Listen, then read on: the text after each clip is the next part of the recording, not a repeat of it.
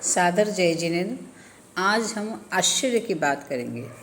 आश्चर्य यानी जो घटना आज तक कभी घटी नहीं, आगे भी कभी घटेगी नहीं, अनंत अनंत काल तक नहीं घटेगी, उसको बोलते आश्चर्य। हमारे जैनों में 10 आश्चर्य हो चुके और ये सारे 10 आश्चर्य तीर्थंकरों के समय हुए। लेकिन 5 आश्चर्य ऐसे कि जो सिर्फ भगवान महावीर के समय हुए। जैसे कि आपने सुना होगा ना कि दुनिया में 7 आश्चर्य, 7 अजूबे हैं। जैसे उसमें एक अजूबा है ताजमहल का, जो आज तक कहीं बना नहीं और आगे कभी बनेगा भी नहीं। क्यों नहीं बनेगा? क्योंकि जिसने वो ताजमहल बनाया था उसके सारे कारीगरों के हाथ और राजा ने काट दिए थे इसकी वजह से। और वैसे भी इतिहास में कोई घटना नहीं है कि फिर से वो बनेगा।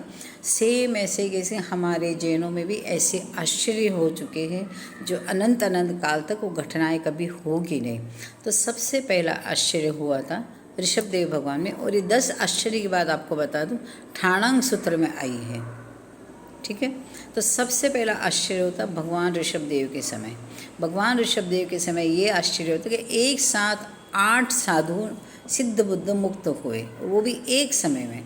यहाँ एक समय आप ये न समझे कि 1 घंटे में एक साथ मोक्ष हुए या 2 घंटे में एक साथ मोक्ष हुए या 10-12 घंटे, मतलब वो एक समय में मोक्ष हुए, ऐसा नहीं है।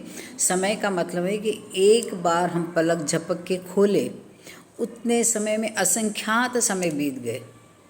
आप कल्पना कीजिए, एक बार पलक हम झपके और खोले, उतनी देर में असंख्यात समय बीत जाता है। तो आप कल्पना कीजिए एक समय में इतने 108 साधु मोक्ष चले गए।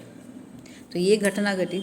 अब ये घटना वैसे एक्चुअली जनरल में देखा जाए तो 500 धनुष जिनकी अवगाहना होती है ना, अवगाहना यानी मान लो शरीर की ऊंचाई, तो ऐसे सिर्फ 2 ही साधु जा सकते हैं मोक्ष में एक समय में, लेकिन 108 कभी नहीं जाते।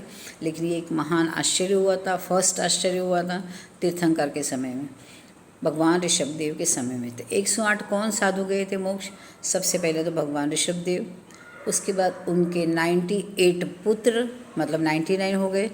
फिर एक एरावत क्षेत्र का एक तीर्थंकर, एरावत क्षेत्र के एक तीर्थंकर, जैसे भरत क्षेत्र के तीर्थंकर थे ऋषभदेव भगवान, और एरावत क्षेत्र के तीर्थंकर थे चंद्रानंद स्वामी।